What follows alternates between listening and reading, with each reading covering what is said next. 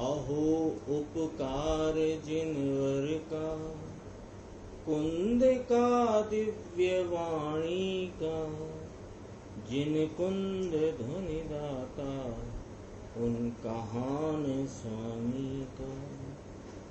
सर्वव्यापी चिद्रूप स्वरूपाय परात्मने, सोपलब्धि प्रसिद्धाय ज्ञानानंदात्मने नमः। श्री प्रवचन सार जी परमागम ग्रंथ, इसके परिशिष्ट रूप से जो टीकाकार आचार्य अमृतचंद्र भगवान ने 47 नय का प्रकरण प्रस्तुत किया है, उसमें अपना 40वें नय तक की चर्चा आ गई है। जब अपन ने कल पूरा किया था, भोक्तृ नय से आत्मा का वर्णन पूरा हुआ। आज अपन 41वें नय की स्वाध्याय प्रारंभ करेंगे। अभोक्तृ नय। अभोक्तृ नय संस्कृत शब्द है, इसको अपन अभोक्ता नय भी कह सकते हैं। 240 पेज है नय प्रज्ञापन जो PDF है, उसमें 41वां नय है अभोक्तृ नय।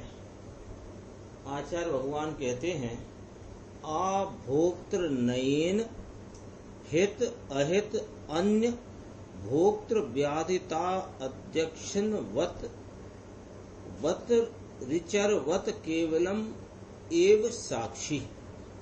यानी आत्मद्रव्य अभोक्तृ नय से केवल साक्षी ही है।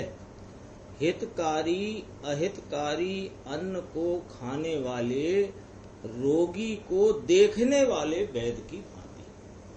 पिछली बार क्या लिया था? हितकारी अहितकारी अन्न को खाते हुए सुख दुख को भोगने वाले रोगी की भांति। रोगी पत्त आहार का ग्रहण करता है और उसके उस प्रकार की शारीरिक साता असाता का वह वहां पर उस संबंधी वेदन करता है। तो वहां उस संबंधी शारीरिक अनुकूलता प्रतिकूलता आदि कुछ भी लो, उसके निमित्त से होने वाली अपनी परिणति में राग की सुख दुख की जो विकारी अवस्था है, हर्ष शोक का परिणाम, उसको भोगने वाला कहा। कब? भोक्तृ नय 40वें नय में। ठीक है ना? तो भोक्ता नय से आत्मा सुख दुख आदि विकार को भोगने वाला है, ऐसा एक धर्म आत्मा में है। ये धर्म कैसा है? तो पर्याय पर्यंत है। ठीक है ना? अब दूसरी बात कहते हैं, यहाँ उदाहरण में लिया वेद की भांति। तो वेद तो हित अहितकारी अन्न को ना तो खा रहा है, ना उसके साता असाता का उस प्रकार का वेदन है। कोई बीमार व्यक्ति आया वैद्य के पास, उसने कहा कि आपको दही नहीं खाना है, दूध पीना है आदि इत्यादि। तो उसके वो रोगी को कहा गया, तो वो रोगी क्या खाता क्या नहीं खाता है, इसको देखने वाला है वैद्य, उसके फल को भोगने वाला तो नहीं। तो देखो यहाँ कहते हैं, आत्म द्रव्य अभोक्तृ नय से केवल साक्षी ही है। हितकारी अहितकारी अन्न को खाने वाले रोगी को देखने वाले वैद्य की भांति। ठीक है ना? इसका ब्रैकेट में देखो खुलासा आता है, आत्मा अभोक्ता नय से केवल साक्षी ही है, भोगता नहीं। जैसे सुख दुख को भोगने वाले रोगी को देखने वाला वैद्य, वह तो केवल साक्षी ही है। इसकी खुलासा देखिए गुरुदेव श्री के प्रवचन में नीचे, आत्मद्रव्य अभोक्तृ नय से सुख दुख आदि का उपभोक्ता नहीं है, किंतु मात्र साक्षी ही है। हितकारी अहितकारी अन्न खाने वाले रोगी को देखने वाले वैद्य की भांति। जिस प्रकार रोगी सुख दुख का उपभोग करता है, किंतु वैद्य तो नहीं करता। तो वैद्य क्या है? वैद्य तो उसका साक्षी ही है। उसी प्रकार आत्मा की पर्याय में हर्ष शोक रूपी जो रोग है उसका ज्ञानी भोक्ता नहीं है, किंतु साक्षी ही है। ऐसे साक्षी धर्म से आत्मा को लक्ष्य में लेने का नाम अभोक्तृनय है। अपनी 40वें नंबर नय पर चर्चा आई भोक्तृनय की, यहाँ चर्चा आई अभोक्तृनय की।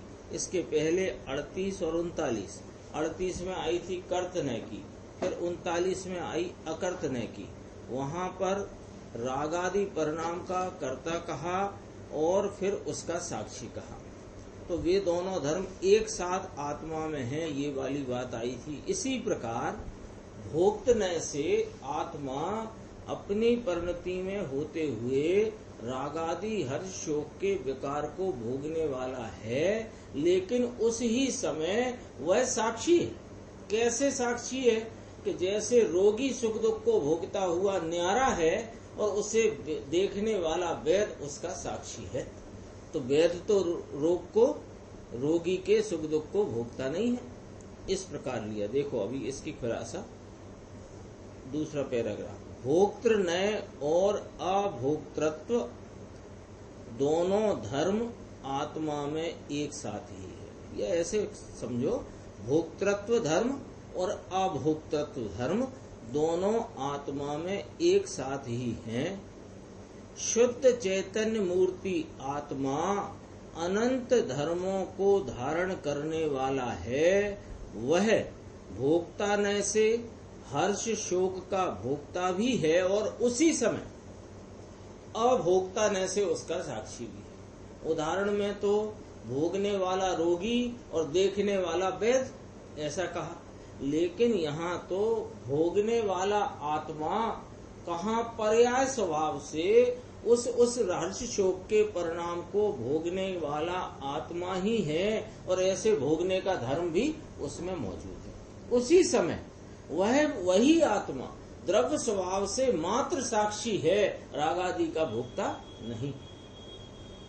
शरीर आदिक पर वस्तु का भोक्ता तो भोक्ता नय से भी नहीं, किसी नय से नहीं। भोक्ता नय से आत्मा को भोक्तृत्व नाम का धर्म बताया कि हर्ष शोक का भोक्तृत्व, भोक्तापना आत्मा को है, और अभोक्ता नय से तो उस हर्ष शोक का भोक्तापना भी आत्मा को नहीं है। आत्मा तो साक्षी स्वरूप है, अभोक्ता है। ज्ञाता भाव से पृथक, ये कहाँ से देखा? उसी आत्मा को ज्ञाता स्वरूप से देखा जाए और उसी आत्मा को पर्याय स्वरूप से देखा जाए, तो पर्याय भाव से देखने पर क्या दिखता है कि हर्ष शोक आदि परिणाम का भोक्ता है। यानी वह किसी परद्रव्य का भोक्ता नहीं, कर्मोदय का भोक्ता नहीं, और उसकी इस भोक्तापने में अन्य कोई कारण नहीं। उस रूप भोक्तापने के भाव से परिणमित होने का धर्म आत्मा का है, लेकिन वही आत्मा को ज्ञाता भाव से उसी समय, वह ज्ञाता भाव से मौजूद है ना, तो उसी समय ज्ञाता भाव से पृथक जो रागादि विकारी परिणाम हैं, आत्मा उनके उपभोग से रहित साक्षी है। ऐसी अभोक्तृत्व शक्ति आत्मा में त्रिकाल है। उसका वर्णन समय सार के परिशिष्ट में वर्णित 47 शक्तियों में किया गया है। आत्मा के ऐसे अभोक्ता स्वभाव की प्रतीति करने से साधक को पर्याय में शोक का अल्प उपभोग होने पर भी उसके साक्षी पने का परिणमन बढ़ता जाता है। द्रव्य स्वभाव का अवलंबन ज्यों-ज्यों बढ़ता जाता है, वह भोक्तापना घटता जाता है और साक्षीपना बढ़ता जाता है। एक आत्मा भोक्ता धर्म वाला और दूसरा आत्मा अभोक्ता धर्म वाला ऐसा नहीं है। उसी प्रकार एक आत्मा में कभी भोक्ता धर्म है और कभी अभोक्ता धर्म है, ऐसी भिन्नता भी नहीं। दो बातें कही। कोई सोचे, कोई ऐसा विचार है कि भोक्ता धर्म वाला अलग आत्मा है, अभोक्ता धर्म वाला अलग आत्मा। कोई ऐसा सोचे, कोई ऐसा मान ले कि ज्ञानी भोक्ता है और वो अज्ञानी भोक्ता है और ज्ञानी अभोक्ता। ऐसा नहीं है भाई। ज्ञानी जानता है कि पर्याय में भोक्तापना है, वह मेरा धर्म है, और उसी समय मैं द्रव्य स्वभाव से उनसे न्यारा हूँ, ऐसा अभोक्तापना भी मेरा ही धर्म है। ये ज्ञानी जान लेता है। अज्ञानी इस बात को जानता नहीं। अज्ञानी का द्रव्य स्वभाव भी अभोक्ता स्वरूप है, और अज्ञानी की पर्याय में भी उन हर्ष शोक के परिणाम का भोक्ता। तो एक ही आत्मा में वे दोनों धर्म एक साथ पाए जाते हैं। तो इसलिए दूसरे बिंदु में कहा कि कोई ऐसा सोचे कि कभी भोक्ता धर्म है, कभी अभोक्ता धर्म, यानी जब तक अज्ञान अवस्था है तब तक भोक्ता, और ज्ञान अवस्था हुई तो अभोक्ता। ऐसा नहीं। ये चर्चा 87, 88, 89 और अन्य गाथाओं में जो कर्ता कर्म अधिकार में आई है उसका हिसाब अन्य है। वहां पर राग आदि से भेद ज्ञान की बात है, और राग आदि से भेद ज्ञान अज्ञानी को नहीं है, इसलिए वह कर्ता होता है, और ज्ञानी को भेद ज्ञान है, इसलिए वह अभोक्ता अकर्ता रहता है। वो चर्चा है वहां पर। वहां पूरा जो एंगल है उस चर्चा का, कर्ता कर्म अधिकार का, वहां राग रूपी पुण्य पाप शुभ अशुभ आश्रम भावों से भिन्नता का भेद ज्ञान कराने का प्रयोजन है। वहां राग रहित वीतराग आत्मा की दृष्टि कराने का प्रयोजन है। यहाँ आत्मा का जैसा स्वरूप है द्रव्य पर्याय रूप, वो द्रव्य पर्याय रूप स्वरूप बताने में द्रव्य रूप धर्म भी माने स्वाभाविक धर्म भी और पर्याय धर्म भी, दोनों धर्म की चर्चा यहाँ की गई है। एक आत्मा में दोनों धर्म एक साथ ही हैं। ये साधक की बात है। तो साधक की यानी कि साधक उन भावों के दोनों प्रकार के धर्म को जानता है, और बाधक जो मिथ्या दृष्टि है वो नहीं जानता। तो इसलिए कहा साधक की बात है। साधक को भोक्तृत्व के साथ अभोक्तृत्व बरतता है ऐसा समझना। पर्याय में हर्ष शोक का भोक्तापना और उसी समय उसका अभोक्तापना, इस प्रकार दोनों धर्मों से आत्म द्रव्य को पहचाने तो मात्र हर्ष शोक के वेदन में न रुककर, है तो सही, अभी स्वभाव का दृष्टिबंध हुआ है और अपने अनंत धर्म स्वरूप आत्मा को उसने दृष्टि में प्रतीति में लिया है, उसका आस्वादन किया है, लेकिन अभी राग का भाग मौजूद है। तो उस राग के भाग में हर्ष शोक का वेदन होता है, तो हर्ष शोक के वेदन में रुकता नहीं है। रुकता नहीं है क्यों? कि अपने अभोक्तृत्व धर्म को भी वह जानने वाला है। इसलिए ज्ञान स्वभाव उन्मुख होकर हर्ष शोक का साक्षी हो जाए और हर्ष शोक से पार ऐसे चैतन्य स्वभाव के आनंद का वेदन प्रकट हो, उसका नाम धर्म है। भोक्तृ से आत्मा को हर्ष शोक का भोक्ता कहा। उसका तात्पर्य भी द्रव्य स्वभाव उन्मुख होकर ज्ञाता दृष्टा रहना। वहां भी इसके पूर्व के नय में भोक्ता नय से बताया कि आत्मा अपनी परिणति में होते हर्ष शोक परिणाम का भोक्ता है। वो बता करके भी हर्ष शोक के परिणाम का भोक्ता है, सो मैं भोगूंगा, भोगता रहूंगा, ये दृष्टि नहीं कराना। वहां यह तेरा भोक्तापना अन्य द्रव्य का भोक्तापना नहीं, कर्मोदय का भोक्तापना नहीं, वे तेरे इस वेदन रूपी जो परिणमन है उसके वो उनके कारण नहीं, अन्य द्रव्य या कोई भी निमित्त, कोई भी कर्मोदय। वहां वह भोक्तापना तेरी परिणति में उपस्था हुआ, तेरी ज्ञान परिणति में वेदन में आता है, ये बताना है। तो वो परिणति में ऐसा है ये बताना है, और स्वभाव में राग आदि का न कर्तापना है न भोक्तापना, ये बताना है। तो वहां भी दृष्टि तो स्वभाव की ही कराना है। भोक्ता न का प्रयोजन कोई हर्ष शोक के उपभोग में ही रुक जाना नहीं है, क्योंकि भोक्ता न के समय भी आत्मा में कोई मात्र भोक्ता धर्म भी नहीं है, भोक्ता धर्म ही नहीं है, उसी समय अभोक्ता धर्म भी आत्मा में है। तो आत्मा के अभोक्ता धर्म को जानने वाला कौन जानता है? ज्ञानी। भोक्ता धर्म को और अभोक्ता धर्म दोनों धर्मों को जानने वाला ज्ञानी है। तो वह तो अल्प हर्ष शोकादि का भी ज्ञाता रहकर अभोक्ता रहता है। अब वो ज्ञाता कैसे हो जाता है? भोगते हुए ज्ञाता है, क्योंकि उससे न्यारा मेरा स्वरूप है ऐसा जानने वाला, अभोक्ता पने को जानने वाला ज्ञानी, वह हर्ष शोक आदि का ज्ञाता रह करके भी अभोक्ता रहता है। हर्ष शोक के उपभोग में वह एकाकार नहीं होता, ये पॉइंट है। ज्ञानी उससे कैसे न्यारा रहता है तो उसकी ही परिणति में, और अल्प ज्ञान की परिणति में ऐसा नहीं है कि वेदन में नहीं आता है, आता है। जितना आकुलता, जितनी मलिनता उस परिणाम में के काल में है, वह सब मलिनता आकुलता वेदन में आती है। वेदन में आती तभी भी दूर करने की कोशिश करता है, नहीं तो क्या करता है? लेकिन क्या करता है? अज्ञानी उसमें एकाकार होता है और ज्ञानी उसमें एकाकार न होकर स्वरूप के एकत्व में रहता है। ये फर्क है। हे भाई, ऐसे धर्मों से तू अपने आत्म द्रव्य को देख। आत्मा की ओर लक्ष्य करने से तेरा स्वभाव जो ज्ञाता दृष्टा साक्षी स्वरूप शुद्ध चैतन्य मात्र है, वह तुझे भासित होगा और उसी के अवलंबन से सम्यक दर्शन ज्ञान चारित्र रूप धर्म होगा। ये वाली बात कही गई। अब एक नीचे खुलासा आती है, जिनको शरीर की क्रिया में धर्म नजर आता है ना, उनके लिए खुलासा करते हैं इसी नय के आधार से।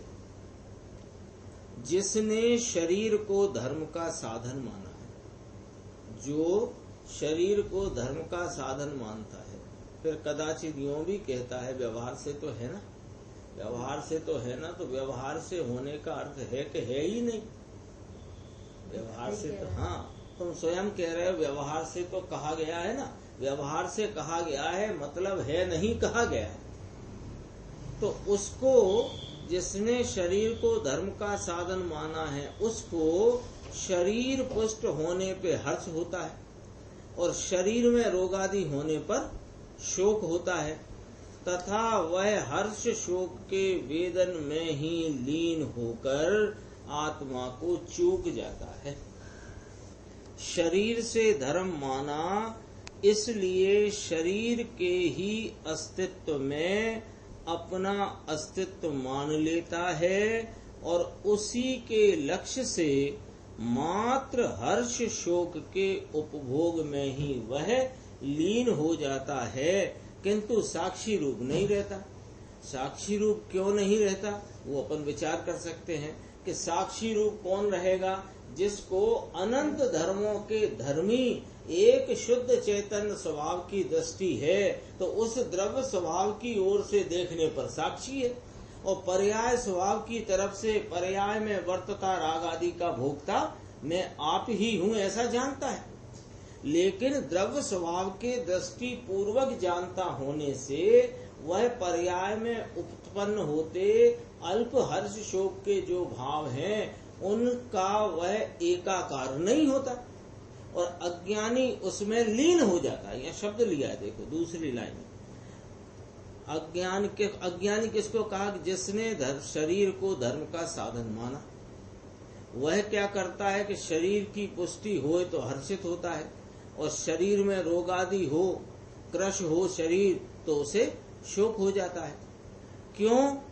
वह हर्ष शोक के वेदन में ही लीन होकर आत्मा को चूक जाता है। आत्मा को क्यों चूक गया? कि उसमें ही ये लीन है। शरीर से धर्म मानता है, इसलिए क्या करता है कि शरीर के ही अस्तित्व में अपना अस्तित्व मानता है। ये सही रहेगा तो मुझे धर्म होगा, तो ये मैं हूं ऐसा मानता। उसी के लक्ष्य से, इस शरीर के लक्ष्य से, शरीर को हिष्ट पुष्ट रखने के लक्ष्य से मात्र हर्ष शोक के उपभोग में ही वह लीन हो जाता है, किंतु साक्षी रूप नहीं रहता है। अरे हर्ष शोक के वेदन के समय भी आत्मा में उसके साक्षीपने रूप अभोक्ता धर्म है। भोक्तृत्व के क्षण ही अभोक्ता स्वभाव विद्यमान है, ऐसा जो जानता है उसे साधकत्व हुए बिना नहीं रहता। लो इधर से पकड़ना जरा बात को।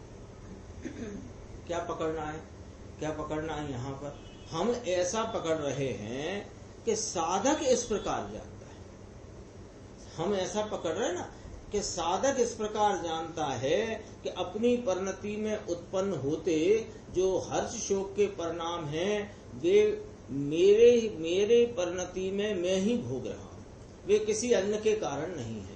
और उसी समय द्रव्य स्वभाव से तो मैं अभोक्ता स्वरूप हूँ, मात्र ऐसे होते हुए हर्ष शोक और उनके वेदन का साक्षी ही हूँ। ऐसा अपन ने क्या पकड़ा कि साधक जानता है, और जो बाधक है वो नहीं जानता है, ऐसा अपन ने पकड़ा। बराबर है। लेकिन यहाँ क्या कहते हैं गुरुदेव श्री कि जो इस प्रकार जान ले वो साधकत्व तो उसको हुए बिना नहीं रहे। तो पॉइंट ये पकड़ना ना, शैली ये पकड़ना है। भगवंतों की, आचार्य भगवान की, ज्ञानियों की शैली ये पकड़ने आ जाए तो सुधार करे, गलती नहीं पकड़ने तो इसको अपन ऐसे करके छोड़ो। ये तो ज्ञानी इस प्रकार करता है, अज्ञानी क्यों करेगा ऐसा? ये अज्ञानी ऐसा करता है तो ज्ञानी क्यों करेगा ऐसा? बात तो ठीक समझ में आई, लेकिन ये इस प्रकार ज्ञानी जानता है, वैसा तू जान ले तो ज्ञानी हो गया ना। और हमें ज्ञानी होना है कि नहीं होना है?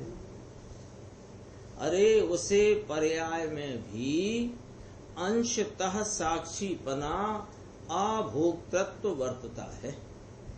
हर्ष शोक के वेदन के समय ही मुझ में साक्षीपना है ऐसा जाने, तभी अनेकांत स्वरूप वस्तु को पहचाना है।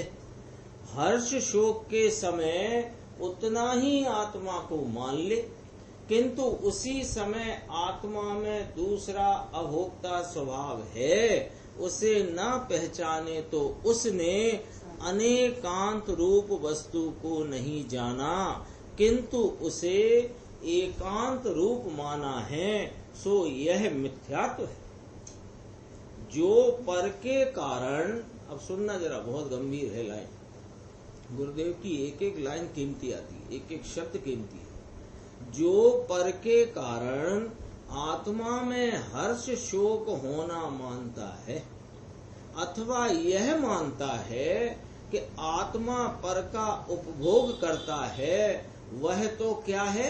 महान मिथ्यात्व है। लो क्या घोषणा करी, अभी 1 मिनट पहले ये घोषणा करी कि आत्मा अपने रागादि परिणाम का स्वयं भोगता है, ऐसा भोक्तापने का धर्म भी मेरा है, और उसी समय मैं द्रव्य स्वभाव से तो रागादि का अभोक्ता हूँ, ऐसा जाने तो अनादि अज्ञानी साधक हो जाए।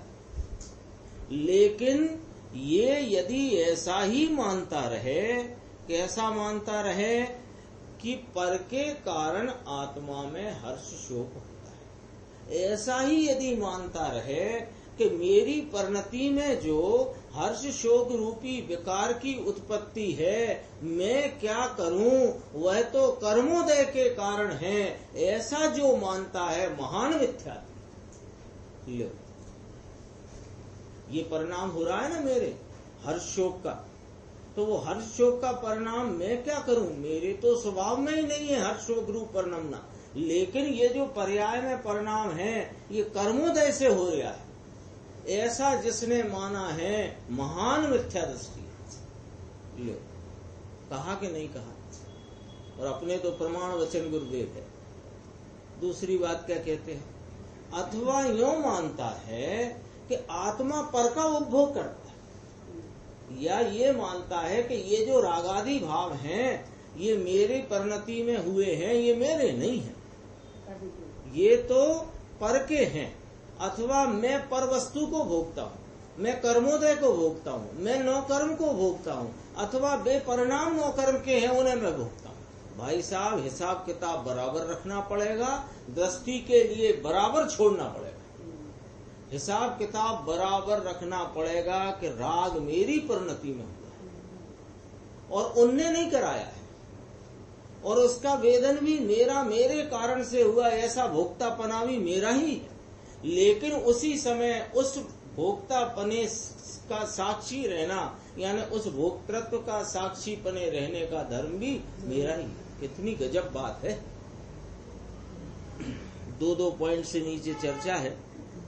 शरीर के रोगादि के कारण आत्मा हर्ष शोक का उपभोग करता है। यदि ऐसा माना जाए तो भोक्ता धर्म फिर आत्मा का न रहा, फिर तो ये पर का हो गया।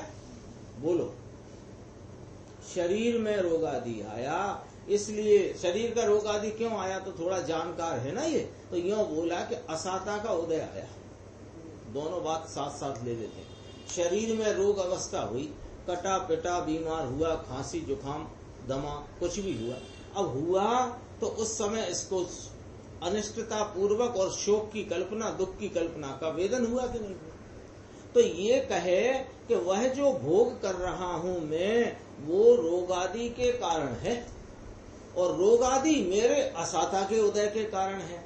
अरे तूने यदि ऐसा माना तो फिर ये भोक्ता धर्म आत्मा का रहा ही नहीं, तो पर के कारण से हो गया। दूसरी बात, हर्ष शोक के समय यदि आत्मा उतना ही माना जाए तो वह अनेकांत रूप न रहा, किंतु एकांत हर्ष शोक रूप ही हो गया। फिर तो उतना ही स्वरूप तुमने मान लिया। कितना पर्याय में जितना सुख दुख की कल्पना का वेदन है, इतना ही आत्मा है। मैं तो बहुत दुखिया हूँ, मैं दुखिया प्राणी, दुखिया प्राणी, दुखिया प्राणी। तो तेरे दुख का वेदन अकेले कोई तू पूरा अपना आत्मा मान लेता है। यह एकांत होने से यह अनेकांतपना इसमें न रहा। तो फिर क्या करें महाराज, फिर 2 पॉइंट। इसलिए पर के कारण आत्मा को हर्ष शोक का उपभोग नहीं है, ऐसा निर्णय करो। कब करें, कि अभी करो और कब करो? हाँ, अभी करो ना, अभी चर्चा चलती है। अभी नहीं करोगे तो कब करो? अभी यह निर्णय करो कि ये जो हर्ष शोक का उपभोक्ता या भोक्तापना जो मेरे परिणमित हो रहा है, ये पर के कारण से नहीं है। यह जो कुछ भी है मेरा अपराध है। और हर्ष शोक के उपभोग के समय उतना ही आत्मा नहीं है। आत्मा एक समय में अनंत धर्म का पिंड है, पुंज है, अभेद वस्तु है। किस समय? जिस समय तेरे को मान लो मंदिर में गए, भगवान की वीतरागी छवि देखकर अंदर में तेरे बहुत हर्ष का परिणमन हुआ, वेदन हुआ। ये वेदन का कारण वे भगवान नहीं है। ये वेदन तुझे तेरे ही परिणति में हुआ है, ये तेरा ही परिणाम है।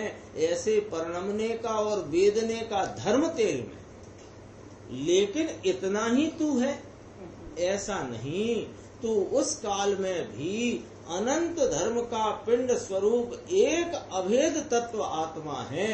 उसका आश्रय लो, तो उसके आश्रय से साधक को, अब इस लाइन को 2 बार पढ़ेंगे अपन, अभी 1 बार पढ़ते हैं। उसके आश्रय से साधक को हर्ष शोक के समय भी उस हर्ष शोक से रहित साक्षीपना वर्तता है। पढ़ा अपन ने, अब दूसरा पढ़ते, इसी को पढ़ते। इस अनंत धर्म के पिंड स्वरूप एक अखंड आत्मा के आश्रय से हर्ष शोक के समय भी मैं हर्ष शोक से रहित साक्षी स्वरूप हूँ, ये ऐसा जो जानता है वह कौन है? वह साधक है, ज्ञानी। देखो, यह आत्मा की प्राप्ति का पंथ है।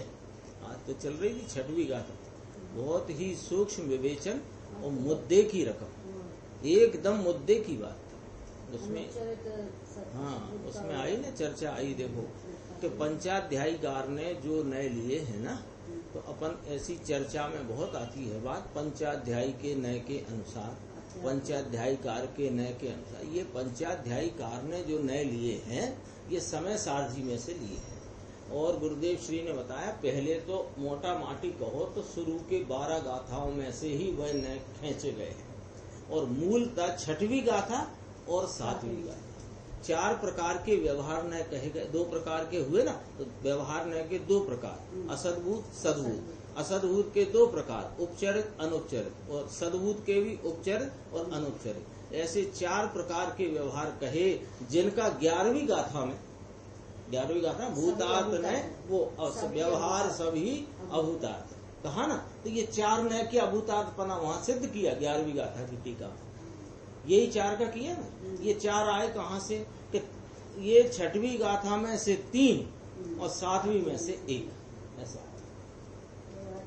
हाँ, राग जो है वो खरेखर असद्भूत लिया वहां पर, राग को असद्भूत में डाला। और जितना राग जानने में आ रहा, कौन जानने में आ रहा, राग जानने में आ रहा है, ये व्यवहार हुआ ना। जानना को अभी अपन निश्चय कहते हैं, अभी इसको भी व्यवहार कहेंगे। तो राग जानने में आ रहा है, ये व्यवहार है। तो जो राग जानने में बुद्धि गोचर हो रहा है वो तो है उपचरित, और जितना अबुद्धि गोचर का राग है वो है अनुपचरित असद्भूत। फिर तीसरा ने उसमें निकाला कि राग को जान कौन रहा है, कि ज्ञान जानता है राग को। जो चौथा पद आया ना, जान गो जू दो जो भावो, तो कौन जान रहा है, कि आत्मा जान रही है। तो आत्मा जानता है यानी ज्ञान परिणाम जानता है, तो ज्ञान परिणाम जो जानता है वो भी व्यवहार है। क्योंकि मैं तो एक ज्ञायक रूप हूँ, है ना, मैं तो एक ज्ञायक, शुरू में ही कहा था नहीं प्रमत्त न अप्रमत्त, मैं बस एक ज्ञायक भाव कहा था। तो वहां पर्याय ना आई, पर्याय का तो निषेध करके आया। तो ये ज्ञान की जो पर्याय है, कि ये जो राग को जानती ज्ञान की पर्याय है, ये उपचरित सद्भूत व्यवहार। और ज्ञान ते आत्मा, दर्शन ते आत्मा, या ज्ञान दर्शन चारित्र को जो प्राप्त हो वो आत्मा, ये क्या है, ये अनुपचरित सद्भूत व्यवहार। ये गुण गुणी के भेद को भी मिटाता हुआ ये व्यवहार। ये 4 व्यवहार की चर्चा जो आई है पंचाध्यायकार ने यहाँ से लिया है। अब सद्भूत की बात करेंगे। हाँ, 4थे पद में सद्भूत उपचरित की, और 7वीं गाथा में अनुपचरित सद्भूत की बात करके गुण भेद को खत्म। वास्तव में अभी पंडित जी ने लिया था, अपने देवेंद्र कुमार जी ने जिन देशना शिविर में 2 प्रवचन 11वीं गाथा के लिए थे, उसमें उनने पहले प्रवचन में कहा था कि ये पंचाध्यायी के नए, वो पंचाध्यायीकार ऐसा माना जाता है पांडे राजमल जी की कृति है, ऐसा मान के ही चले अपन। तो पांडे जी ने वो नए समय सार में से निकाले ऐसा। और ये जो नए हैं, ये जो 6वीं और 7वीं गाथा में आए, 8, 9, 10 नंबर की गाथा को जरा साइड कर लो। साइड क्यों कर लो, कि 8वीं गाथा में ये बताना है कि व्यवहार कहा ही क्यों गया, और 9वीं 10वीं गाथा में व्यवहार का उदाहरण दे के समझाया गया, निश्चय शुद्ध केवली, व्यवहार शुद्ध केवली। तो ये 8, 9, 10 को छोड़ दो तो 6ठी 7वीं से सीधा कनेक्शन 11वीं गाथा। तो जो 6ठी 7वीं में 4 व्यवहार खड़े करके निषेध किया, उसको वहां सब ही अभूतार्थ कह करके सम्यक दर्शन का विषय वहां पर आचार्य भगवान ने बताया। कोई अद्भुत ग्रंथ है ये समय सार। जिसको इसका ज्ञान होगा उसी समझ में आया होगा। हाँ, उसमें चित्त लगा के समझने की, सरल तो बहुत था, बुद्धिपूर्वक का राग ऐसे सरल तो था, लेकिन थोड़ा उसको उसमें चित्त लगा के समझने का है। देखो अभी अपना ये चलता है, देखो यह आत्मा की प्राप्ति का पंथ। आत्मा क्या वस्तु है, उसे पहचाने बिना उसकी प्राप्ति नहीं हो सकती। कहाँ पहचान कराई, 6वीं गाथा 7वीं गाथा में कराई ना, क्योंकि 5वीं गाथा में कह के आए थे, मैं अपने निज वैभव से एकत्व विभक्त आत्मा को दिखाऊंगा, लेकिन तुम छल ग्रहण न करना, अनुभव प्रमाण कर लेना। वो इसलिए आत्मा की पहचान के लिए उसका यह वर्णन चल रहा है। भव भ्रमण से थका हुआ जिज्ञासु, भव भ्रमण से थका हुआ जिज्ञासु शिष्य आत्मा को समझने के लिए श्री गुरु के पास आकर पूछता है। क्या पूछता है, देखो कि हे प्रभु, आत्मा के भान बिना अनंत अवतारों में भटक भटक कर मैं थक गया हूँ। लो, अभी थकान लगी होगी, वो ही ऐसी जिज्ञासा उत्पन्न होगी। हे नाथ, अब ऐसा उपाय बतलाइए कि जिससे आत्मा को समझ लूं और भव भ्रमण से मेरा छुटकारा हो। छठी गाथा में भी यही पूछा है कि महाराज वह आत्मा का क्या स्वरूप है जिसके जानने से मेरा कल्याण होगा। यही बात यहाँ पूछिए, भव भ्रमण से मेरा छुटकारा हो, यही कल्याण स्वरूप है ना। आत्मा का यथार्थ स्वरूप मुझे समझाइए। तो श्री गुरु कहते हैं कि हे भाई, अब श्री गुरु का डायलॉग है, अभी शिष्य का डायलॉग था। क्या था शिष्य का डायलॉग, वो सब समझना जरा उसको। हे प्रभु, आत्मा के भान बिना अनंत अवतारों में भटक भटक कर मेरा फसूटर निकल गया, थक गया हूँ, सोथा निकल गया, गुरुदेव की भाषा। अब ऐसा उपाय बतलाइए कि जिससे मैं आत्मा को समझ लूं और भव भ्रमण से मेरा छुटकारा हो। तब श्री गुरु कहते उसके जवाब में, हे भाई, तू आत्मा का अर्थी होकर के पूछने आया है। अर्थी नाम तू आत्मा को जानने का प्रयोजन लेकर आया है। तू अन्य किसी बात के प्रयोजन के लिए यहाँ नहीं आया है। तो तू आत्मा का अर्थी होकर पूछने आया है, तो हम तुझे आत्मा का स्वरूप समझाते हैं। कहा ना, तो अब कैसे समझ में आएगा तुझे, वो भी समझाते हैं। देखो कैसे, कि हम जो कुछ कहें वह शांत चित्त से धीर होकर सुनना। जिनवाणी है ना, ये काय के लिए कही गई है कि तेरे भव भ्रमण के छुटकारे के लिए कही गई। तो तू यदि वास्तव में भव भ्रमण से छूटना चाहता है और इस आत्मा के स्वरूप को वास्तव में जानना चाहता है, तो वो हम जो कुछ कहेंगे वह शांत, दो बातें लिखी, शांत चित्त से धीरज होकर सुनना। दो बातें आ गई ना। शांत चित्त का अर्थ है कि अन्य विकल्पों की बड़बड़ में मत सुनना, शांति से सुनना, एक बात। और धीर होकर सुनना माने उतावली मत करना, शांति से जितनी जितनी चर्चा आए उस चर्चा को सुनकर अपनी विचार श्रेणी में लेना, निर्णय की कोटि में लाना। देखो, इस बात को स्वीकार करके, किस बात को, कि हम जो कुछ कहेंगे इस आत्मा के स्वरूप का हम वर्णन करेंगे, तो तू उसका स्वीकार करना। स्वीकार करके रुचि करने से उसमें सच्चा परिणमन हुए बिना नहीं रहेगा। बोलो किस किस को अब शंका है, किस किस को शंका है कि मुझे सम्यक्त नहीं होगा? बताओ, किसको शंका है कि इस भाव में मेरा कार्य नहीं होगा? जिसको शंका हो तो ये 3 लाइनें पढ़े। वे कहते हैं हम जो आत्मा का स्वरूप है, तू अपने मन मर्जी का मत चलाना। अपनी मन मर्जी का चलाते चलाते अनादि काल से तेरा हिसाब कभी लाभ का हुआ नहीं। प्रत्येक समय तूने नुकसान उठाया है।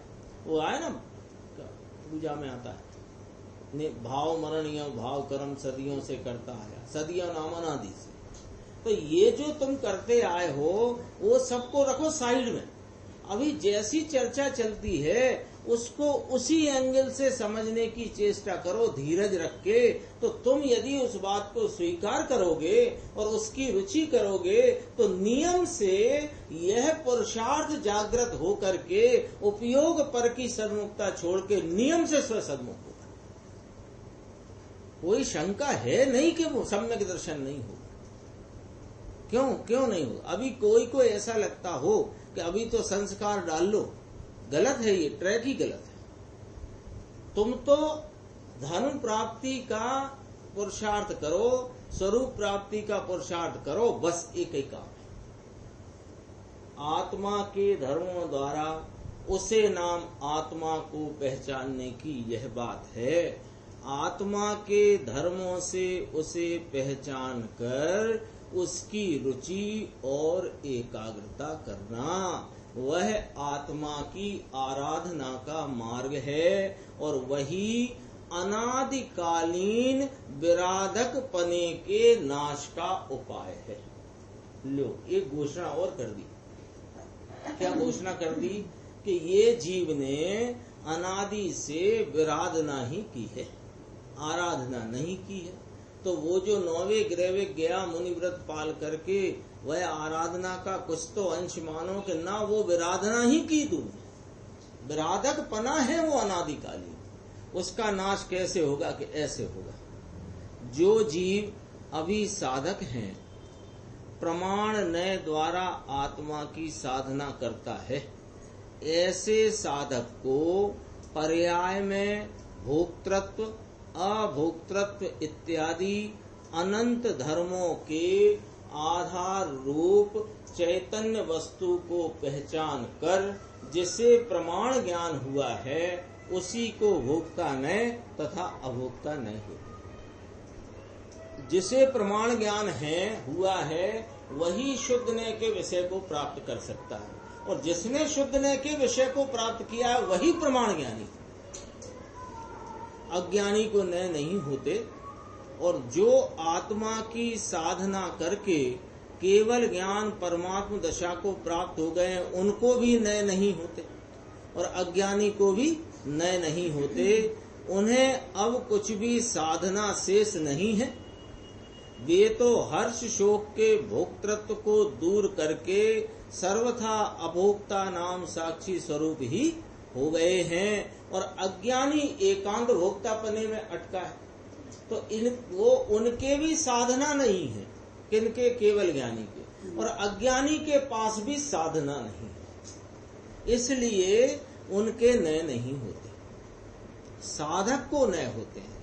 आत्मा की साधना उसको वर्तती है। कैसे करता है साधना? के प्रमाण नय द्वारा करता है। वो कहा कि अंशता अभोक्तापना तथा भोक्तापना बना हुआ है, इसलिए वह प्रमाण पूर्वक के नयों द्वारा उसका ज्ञान करता है और शुद्ध आत्मा को साधता है। वह मात्र हर्ष शोक के वेदन की मुख्यता नहीं होने देता। लिया है देखो। किंतु परिपूर्ण चैतन्य वस्तु के सन्मुख होकर उसका साक्षी रहता है और उस हर्ष शोक के वेदन को टालकर अभोक्तृत्व पने की वृद्धि करता जाता है, साक्षी पने की वृद्धि करता जाता है। एक उदाहरण बहुत अच्छा लिया है, अपने को सबको बहुत जल्दी समझ में आएगा इससे। श्रेणिक राजा छायक सम्यक दृष्टि है। श्रेणिक राजा नाम से अपन उस जीव की यहाँ पहचान करते हैं बस। तो श्रेणिक राजा छायक सम्यक दृष्टि हैं, वे इस समय नरक में हैं। वहाँ उन्हें शोक का वेदन भी होता है ना। जितनी प्रतिकूलताओं के संयोग हैं उन पर जितना लक्ष्य जाता है उतना वहाँ पर शोक का वेदन भी होता है। तथापि उसी समय अंतर में भान है। कब अलग नहीं, उनको फिर गोखने जाना पड़ता कि बहुत समय तक पर द्रव्यों पर लक्ष्य रहा, पर संयोगों पर, जहाँ तिल तिल करें देह के खंड आदि इत्यादि, तो वहाँ लक्ष्य रहा तब तो दुख भोग रहे हैं, और फिर वहाँ से लक्ष्य छोड़कर स्वरूप में आए तब सुख भोग रहे हैं कि ना ना भाई, उसी समय अंतर में यह भान है कि मेरा ज्ञानानंद स्वभाव है। यह मेरा ज्ञानानंद स्वभाव वह हर्ष शोक का भोक्ता नहीं है। ऐसा भान होने से शोक के समय भी आत्मा की अतीन्द्रिय शांति के अंश का वेदन भी साथ ही वर्तता है। ऐसी साधक की दशा है। बोले इस उदाहरण से स्पष्ट होता है कि नहीं? क्योंकि संयोगों की तरफ से देखो तो महाप्रतिकूल संयोग है और स्वरूप का भान है। कोई छायक सम्यक दृष्टि है तो ये कह नहीं सकते आपके छूट गया है। सम्यक दर्शन वर्त रहा है, अपने स्वरूप का स्वाद, अतीन्द्रिय आनंद का स्वाद वर्त रहा है। उसी समय में जितना संयोगों पर लक्ष्य है उतना वहाँ दुख का वेदन भी हो रहा है। कोई कहता है ना, गुरुदेव ने एक दिन नाम लेकर भी बताया था सरदार शहर का, ज्ञानी को दुख का वेदन नहीं है, ये बात बिल्कुल गलत है। यदि दुख का वेदन नहीं है तो केवल ज्ञानी हो गया क्या?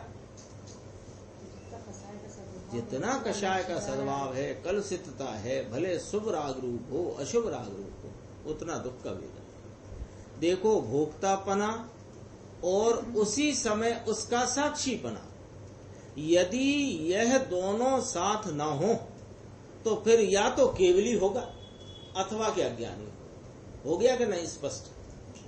या तो केवली को नहीं होते ये दोनों, या अज्ञानी को नहीं, क्योंकि उसके साक्षी भाव नहीं जानता है वो। हाँ, और केवल ज्ञानी को दुख का अभाव, पूर्णतया अभाव है। केवली भगवान को हर शोक का भोक्तृत्व सर्वथा दूर होकर मात्र साक्षीपना ही रहा है। अज्ञानी को मात्र हर्ष शोक का भोक्तृत्व वर्तता है, उसके साक्षीपना नहीं है। हाँ, अज्ञानी के आत्मा में भी, अभी सुनना जरा, गजब की बात है, अपनी कल चर्चा चल रही थी, उसका जवाब यहाँ मिलता है। देखिए दोबारा से पढ़ते हैं। अज्ञानी को मात्र हर्ष शोक का भोक्तापना वर्तता है, उसके साक्षीपना नहीं है। इतनी तो बात मंजूर है। आगे सुनो। अज्ञानी के आत्मा में भी अभोक्ता रूप साक्षी स्वभाव तो है, लेकिन अज्ञानी को उसकी खबर नहीं है। ज्ञानी के भी भोक्तापने का धर्म और अभोक्तापने का धर्म है, और अज्ञानी को भी भोक्तापने अभोक्तापने का धर्म है, लेकिन वह एकांत भोक्ता हुआ उसमें ही अपनत्व करके, एकत्व करके पड़ा है, और ज्ञानी उसमें उनसे भिन्नत्व रूप अपने को साक्षी स्वरूप मानता है और रागादि का भोक्तापना मेरा धर्म है ऐसा जानता है। इसलिए पर्याय में उसे साक्षीपने का परिणमन नहीं होता। साधक जीव अभोक्ता स्वभाव को जानता हुआ हर्ष शोक के समय भी उसके साक्षी रूप से परिणमित होता है। इस प्रकार यहाँ 41वें अभोक्तृ से आत्मा का वर्णन पूरा हुआ। अब ये एक नीचे उसमें लगा है कि नोट नहीं लगा, मैं पढ़ता हूँ, देखो नोट है, आगे हो सकता है पलट के देखो। नोट नहीं है, क्रियानय की चर्चा आएगी, मैं पढ़ता हूँ, ये नोट इसमें बोल्ड अक्षरों में आया है। आगे क्रियानय और ज्ञाननय के प्रवचन हैं। क्रियानय और ज्ञाननय संबंधी पूज्य गुरुदेव श्री के वे प्रवचन जिज्ञासुओं को अत्यंत उपयोगी है, क्योंकि ये जो क्रियानय 42वां और 43वां ज्ञाननय, ये दो नए में बहुत लोग गोता खाते हैं, क्योंकि किसी को लगता है कि यहाँ तो क्रियानय से आत्मा की सिद्धि कही है, किसी को लगता है ज्ञाननय से सिद्धि कही है, तो वह कंफ्यूज होता है, गोता खाता है। उसको लगता है कि क्रिया का भी कुछ तो भाव है, कुछ तो उसकी मदद है। इस बात की यहाँ चर्चा की है। देखो गुरुदेव श्री फरमाते हैं कि वे प्रवचन, गुरुदेव श्री के वे प्रवचन जिज्ञासुओं को अत्यंत उपयोगी हैं। उनके साथ साथ गुरुदेव श्री ने 1951 में जो यह प्रवचन किए, उनके आधार से अपन यहाँ स्वाध्याय कर रहे हैं, उसमें साथ में पंचास्तिकाय गाथा 172 में कहा हुआ जो निश्चय व्यवहार का बहुत मुख्यता से स्पष्टीकरण यहाँ किया गया है। अपन अब देखो क्रियानय के स्वाध्याय प्रारंभ करते हैं। 42वां नय क्रियानय, पेज नंबर 244। क्रियानयन स्थाणु भिन्न मूर्ध जात दृष्टि लब्ध निदान अंधवत अनुष्ठान प्राधान्य साध सिद्धि, यानी आत्म द्रव्य क्रियानय से अनुष्ठान की प्रधानता से सिद्धि सधे ऐसा है। एक बार एक लाइन दोबारा पढ़ेंगे, इसमें क्या लिखा है, जो शब्द पे जोर आना चाहिए वो अपन देखते हैं। आत्म द्रव्य क्रियानय से अनुष्ठान की प्रधानता, जोर कहाँ है, अनुष्ठान की प्रधानता, अनुष्ठान से ही नहीं, अनुष्ठान की प्रधानता से सिद्धि का साध्यपना होता है, ऐसा कहा जा सकता है, ऐसा धर्म आत्मा में। क्रिया से तो हो ही नहीं, ये बात तो पक्की है। तो फिर यहाँ क्रिया नय से क्या चर्चा करना चाहते हैं कि क्रिया नय माने अनुष्ठान, अनुष्ठान माने कोई क्रिया। तो अनुष्ठान की प्रधानता से सिद्धि सदती है आत्मद्रव्य की, ऐसा कथन किया जा सकता है। वो चर्चा देखो, इसका उदाहरण भी बहुत गजब का है। खंबे से सिर फूट जाने पर दृष्टि उत्पन्न होकर जिसे निधान प्राप्त हो जाए, ऐसे अंधे की भांति। क्या लिखा है? खंबे से, थोड़ा कल्पना करना इसका चित्र अपने चित्त में बनाओ। चित्त माने मानस पर उसका चित्र बनाओ। खंबे से अंधा है, तो अंधा अंदर घुसा, तो टटोलता जा रहा था, तो जा रहा था तो उसका सिर जो है खंबे से भड़ाक से टकरा गया। टकराया तो क्या हुआ कि यहाँ से उसके खून निकल गया। खून निकलने से वो जो आंखों में विकार था वो चला गया, और चला जाने से उसकी आंखें खुल गईं, दिखने लग गया। और वहीं निधान पड़ा था सोने चांदी का ढेर, हीरे रत्न माणिक का, उसे मिल गया।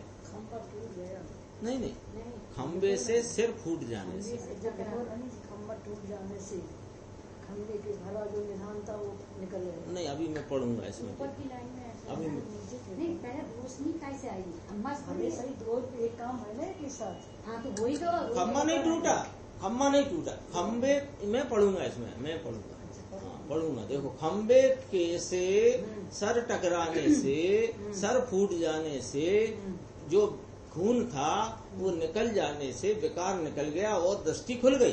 दृष्टि खुल जाने से वहीं पड़ा हुआ उसे निधान मिल गया। इसका ब्रैकेट में पढ़ो, देखो।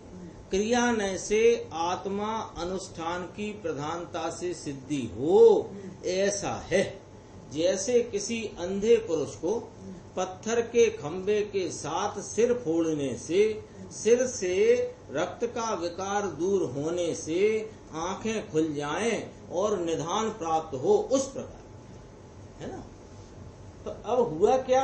इनका ये कहना है कि दो काम हुए, तो वो कछु समझ लो, खंबे में अंदर गड़े थे सो मिल गए, या वहाँ पढ़ो तो खंबा पहले नंबर पे तो अब इसको अपने को वो चर्चा इतनी महत्वपूर्ण नहीं है। इसमें महत्वपूर्ण चर्चा क्या है कि उसका विकार निकल गया।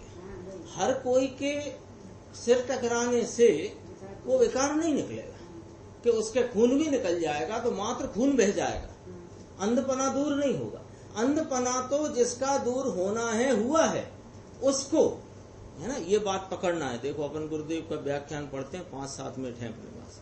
आत्म द्रव्य क्रिया नय से अनुष्ठान की प्रधानता से जिसकी सिद्धि सधे, ऐसा है जिस प्रकार पत्थर के खंबे पर सिर मारने से खून का विकार दूर होने के कारण किसी अंध पुरुष के नेत्र खुल जाएं और निधानों की प्राप्ति हो, उसी प्रकार क्रिया नय से अनुष्ठान की प्रधानता से सिद्धि हो, ऐसा यह आत्मा है। अब सुनो जरा, ये तो हो गई अपन ने पढ़ी हुई बात। अब आओ, यहाँ क्रिया नय में अनुष्ठान की प्रधानता कही गई है, और 43वें ज्ञान नय में विवेक की प्रधानता रहेगी।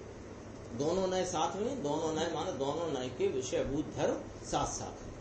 आचार्य देव ने इन 42वें और 43वें नयों में प्रधानता शब्द का उपयोग किया है। वह प्रधानता शब्द ऐसा प्रकट करता है कि गौण रूप से दूसरा भी वर्तता है। यहाँ 42वें नय की चर्चा में क्रिया नय में अनुष्ठान की प्रधानता कही, यानी कि शुभ की प्रधानता कही गई है। वह ऐसा प्रकट करती है कि उसी समय सम्यक ज्ञान का विवेक भी वर्तता है। ये पकड़ना बात इसमें। कोई कहे अनुष्ठान है ना, क्रिया रूप अनुष्ठान, तो उसमें शुभ की प्रधानता, तो शुभ की प्रधानता के काल में क्या शुभ से कार्य हुआ है? तो ऐसे कोई भी जा करके खंबे से सिर फोड़ने लग जाए तो अंधापना दूर होकर निधान मिलने लगता है, ये वाली बात नहीं। जिसके आंखों का विकार दूर होने का समय है उसी समय और निधान भी वहां पड़ा हुआ है, तब उसका उस प्रकार की अनुष्ठान की प्रधानता से कहा जाए कि इसका सिर फूटने से इसे निधान मिला। जैसे कोई व्यक्ति जो ज्ञानी भी है तो शुद्ध भाव से शुद्ध भाव में जाते हैं तो शुद्ध भाव को साधन कहा गया है। अज्ञानी यही मान के बैठ जाए कि शुद्ध करते करते हमें शुद्ध हो जाएगा, ये उसकी महाभूल है। उसका यहाँ गुरुदेव श्री 172 नंबर 85 काय की गाथा से चर्चा यहाँ करेंगे, इसी नए के सिलसिले में। जो आपने कही ना अभी बात, उसी की चर्चा आएगी।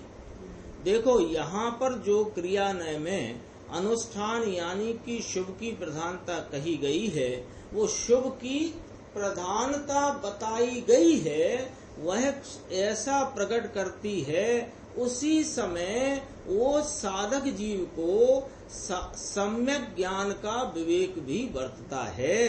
तो शुभ राग की प्रधानता से सिद्धि की साधना होती है, ऐसा क्रियानय से कहा। उसी समय गौण रूप से जो शुद्धता है उसका ज्ञान साथ ही हो, सम्यक ज्ञान नय की बात है ना, तभी क्रियानय सच्चा कहलाता है।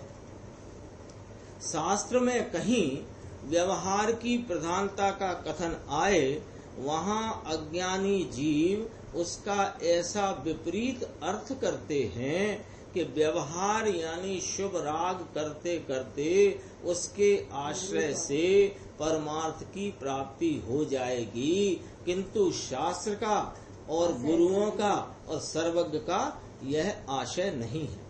यहाँ एक आशंका प्रस्तुत करी दे किसी ने, श्रोता ने, कि 85 काय की 172वीं गाथा में तो ऐसा कहा है कि भिन्न साध्य साधन रूप व्यवहार को न माने तो मिथ्या दृष्टि।